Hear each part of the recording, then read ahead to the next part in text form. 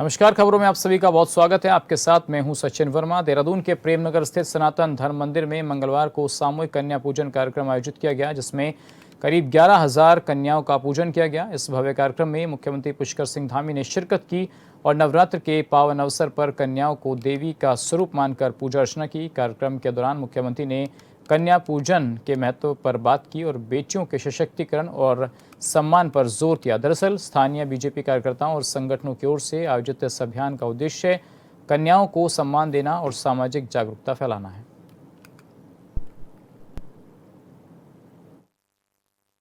आप सभी का बहुत स्वागत करता हूँ, अभिनंदन करता हूँ कि माँ शक्ति की आराधना का ये पर्व हम सब बहुत धूमधाम से मनाते हैं और 9 दिनों तक माँ की आराधना करते हैं और माँ हमको पूरे वर्ष भर के लिए पूरी ताकत देती है, पूरी शक्ति देती है। हमको नियम से, धर्म से, संयम से काम करने की प्रेरणा इन 9 दिनों में मिलती है। और देखिए, हमारे यहाँ वर्षों पूर्व, सैकड़ों हजारों वर्ष पूर्व से ये हमारी पौराणिक चीजें, हमारी संस्कृति, हमारी धार्मिक मान्यताएं, ये सारी की सारी वैज्ञानिक पद्धति पर आधारित है। आप देखेंगे कि ये चैत्र नवरात्र जब होते हैं, चैत्र नवरात्र के बाद फिर एकदम से गर्मी प्रारंभ हो जाती है और हम 9 दिन तक व्रत रखते हैं।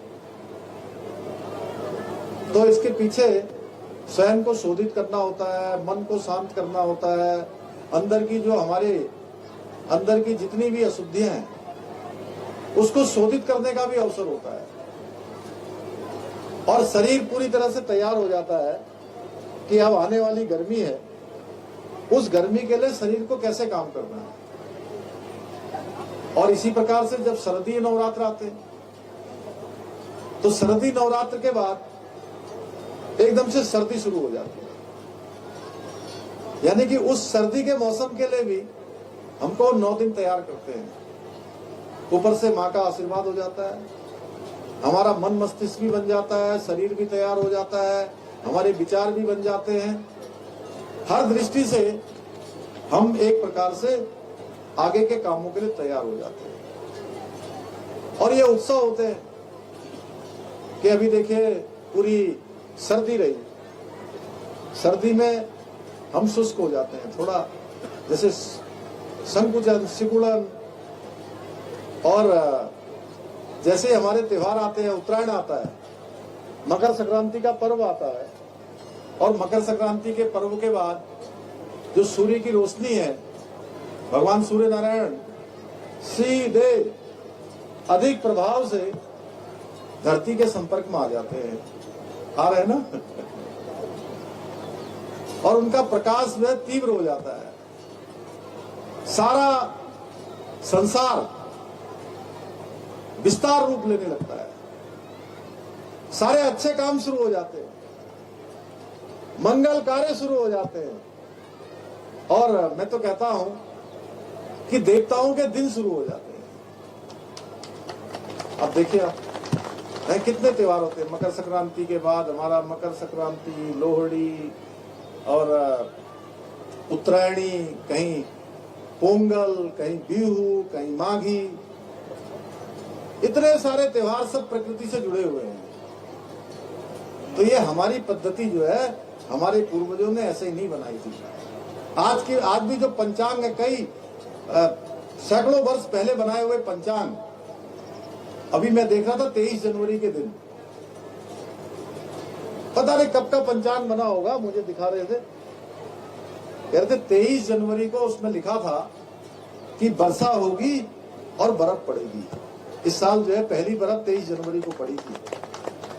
हमारे शास्त्र, हमारे पुराण, हमारे पंचांग, हमारे ऋषि मुनि, हमारे पूर्वज हमारे लिए पहले ही स्वस्थ जीवन की सारी व्यवस्थाएं करके गए और वैज्ञानिक रीति से करके गए।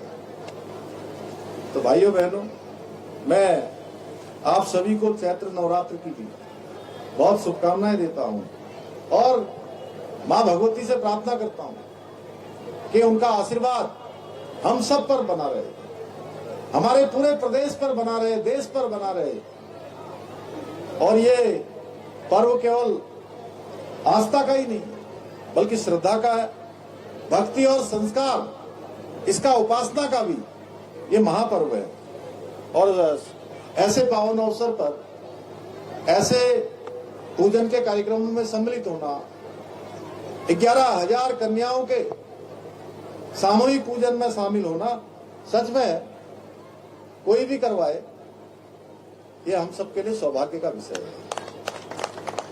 और जो इस प्रकार के कार्यक्रम होते हैं, मुझे तो आज संयोग से कभी बाहर जाने का भी कार्यक्रम आता है। मैं सोच रहा था, पता नहीं भाटिया जी हंस रहे हैं, ये भाटिया जी मेरे समय में मंडल अध्यक्ष होते थे जब मैं युवा मोर्चा का था। कौन से सन में? बहुत साल हो गए ना भाटिया जी। ये आपने लाइसेंस भी बनवाया था।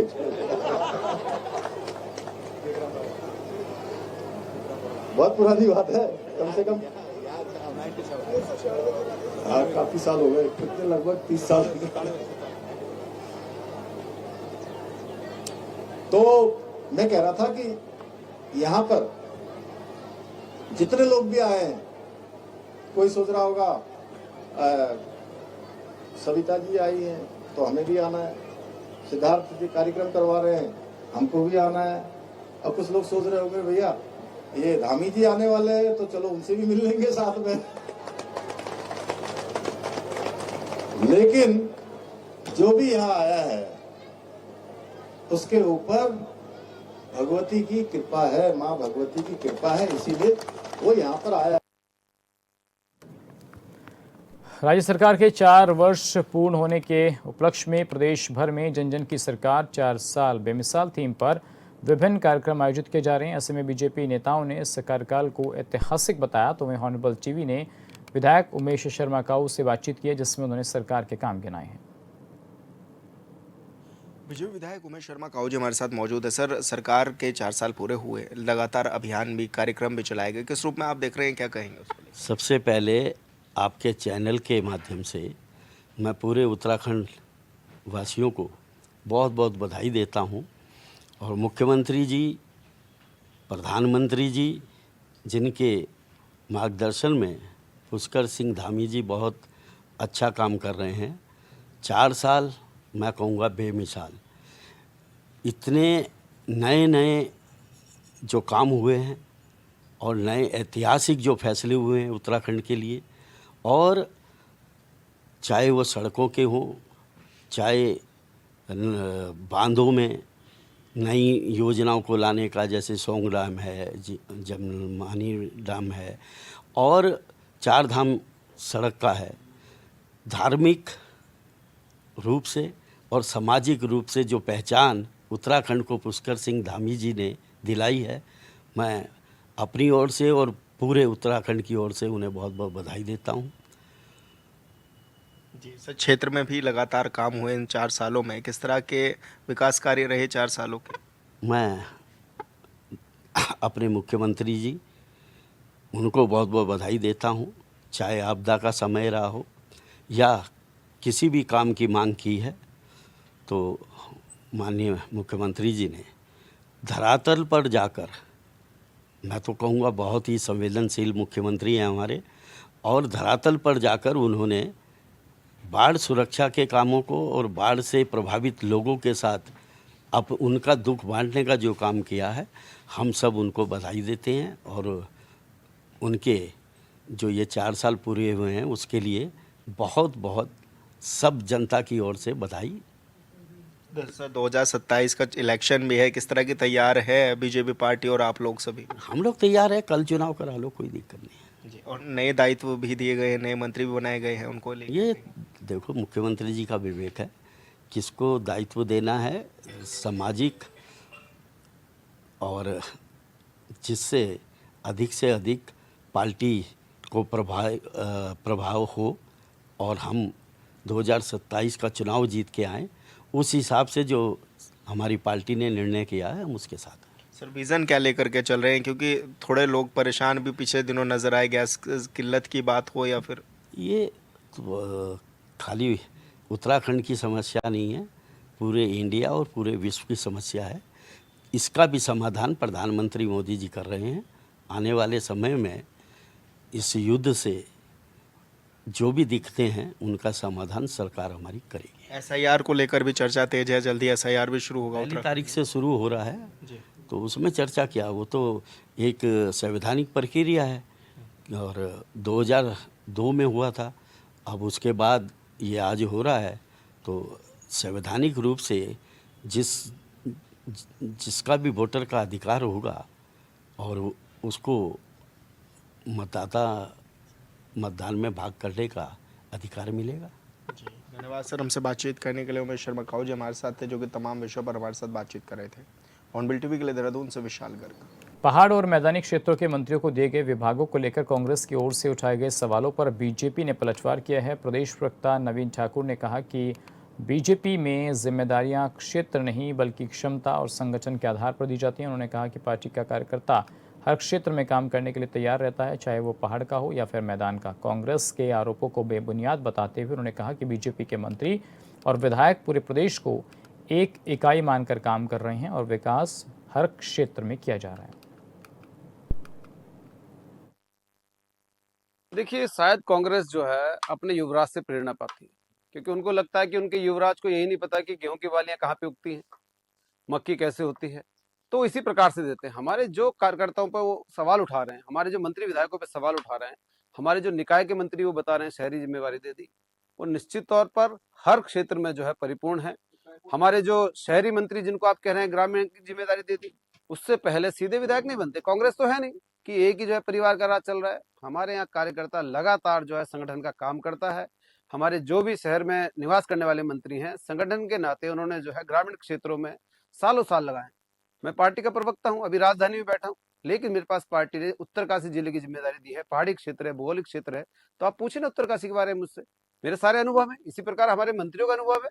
तो कांग्रेस केवल और केवल बात करती है और अपने युवराज से उनको ज्यादा प्रेरणा मिलती है, जो धरातल के बारे में कुछ नहीं जानते। खबर हरिद्वार से है, जहां जल पुलिस ने बादराबाद के पथरी पावर हाउस के पास गंग नहर से शव निकाला। दरअसल 14 मार्च को गंगा में नहाते समय युवक का रेलिंग से पैर फिसलने के कारण गहरे पानी में चला गया था। घटना के बाद से सर्च ऑपरेशन चलाया जा रहा था। फिलहाल पुलिस ने शव को कब्जे में लेकर आगे की कार्रवाई शुरू कर दी है।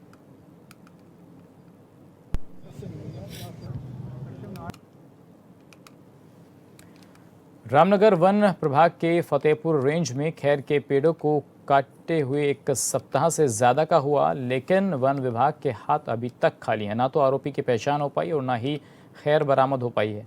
प्रभागीय वनाधिकारी ध्रुव मरतौलिया ने बताया कि जल्द से जल्द आरोपियों को गिरफ्तार किया जाएगा।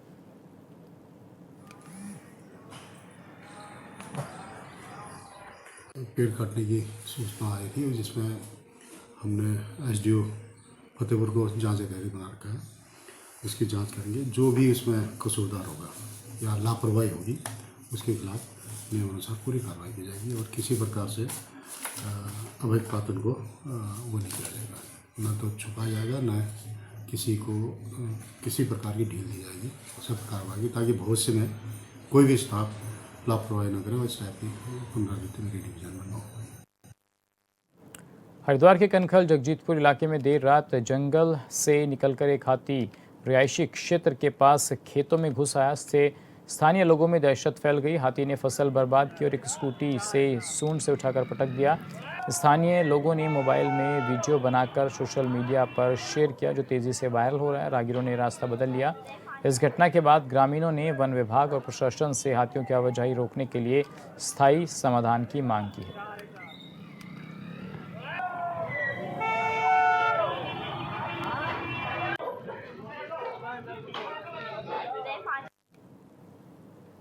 ऋषिकेश के परशुराम चौक पर अवैध शराब बिक्री के विरोध में एक दुकानदार का अनोखा प्रदर्शन चर्चाओं का विषय बन गया। दरअसल हीरालाल मार्ग स्थित चौक के पास एक दुकानदार ने अपनी दुकान के बाहर बैनर लगाकर विरोध जताया, जिससे मौके पर लोगों की भीड़ जुट गई। दुकानदार दीपक का आरोप है कि उसकी दुकान के दाएं बाएं स्थित 2 दुकानों में अवैध रूप से शराब बेची जा रही है।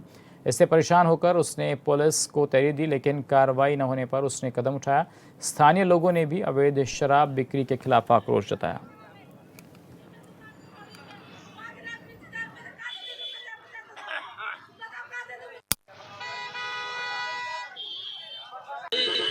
मैं आपको बताना चाहूँगा जो शराब जो बिक्री है यहाँ पर, ये शराब बिक्री रही है, शराब बिकवाई जा रही है, पुलिस वालों के माध्यम से बिकाई जा रही है। ये जो सारे जो काम, जो दोनों दुकानें जो खुली हुई हैं, जो ये दोनों पुलिस वालों के माध्यम से खुली हुई हैं। पुलिस वाले इसमें अपना बढ़ती दिन का अपना जो होता है हिसाब वो लेके जाते हैं और उनके माध्यम से ही एक शराब बिक्री है।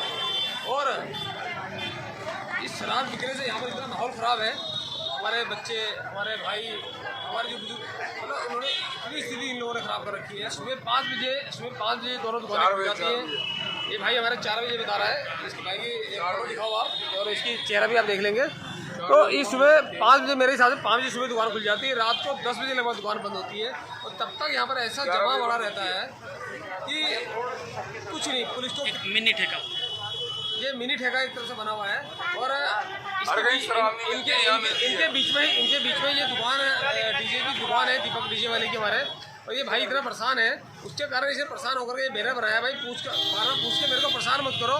ये बाईं ओर शराब मिलती है और दाईं ओर शराब मिलती है, जबकि आप विश्वास नहीं करोगे, पुलिस को मैंने कई बार कंप्लेन देने के पश्चात भी पुलिस कोई कार्रवाई नहीं करती है। जबकि शराब वाले पुलिस वाले मुंह पे बोल देते हैं कि भाई आज के बाद ये पैसे लेने मत आना, तभी उन लोगों को पुलिस की नाक में बिल्कुल शर्म नहीं है। जहाँ मिलोगे वहाँ मार देंगे, तो दुकान छोड़ने के लिए मजबूर किया जा रहा है।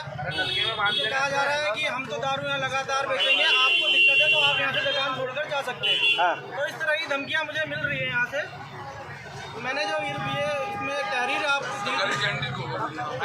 ये देखिए, इस तरह के माहौल यहाँ पर रहते हैं। उत्तराखंड सरकार के 4 वर्ष पूरे होने के उपलक्ष्य में प्रदेश भर में जन जन की सरकार 4 साल बेमिसाल थीम पर विभिन्न कार्यक्रम आयोजित किए गए। देहरादून के परेड ग्राउंड से मुख्यमंत्री पुष्कर सिंह धामी ने कार्यक्रम का शुभारंभ किया। ग्राउंड में लगे स्टॉलों का उद्घाटन किया गया। संबोधन में उन्होंने सरकार की उपलब्धियों का जिक्र किया तो वहीं कांग्रेस पर आरोपों की झड़ी लगा दी।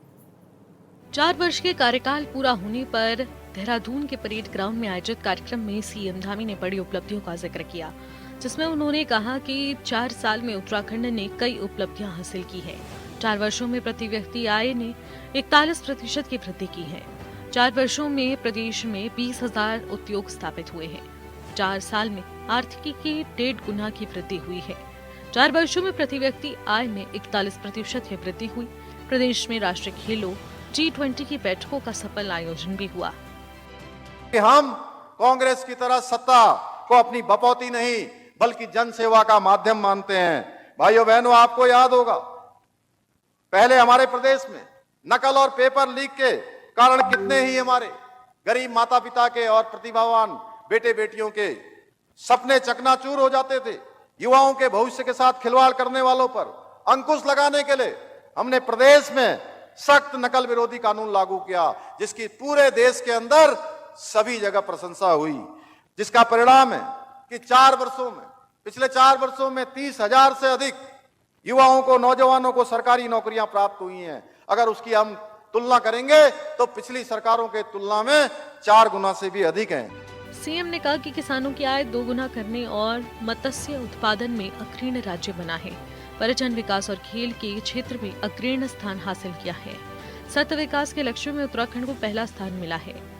ईज ऑफ डूइंग बिजनेस में उत्तराखंड को अचीवर्स का अवार्ड भी मिला है। सिस्टम में बिचौलियों और दलालों को समाप्त किया गया। 4 वर्षों में 30,000 से अधिक युवाओं को नौकरी दी गई।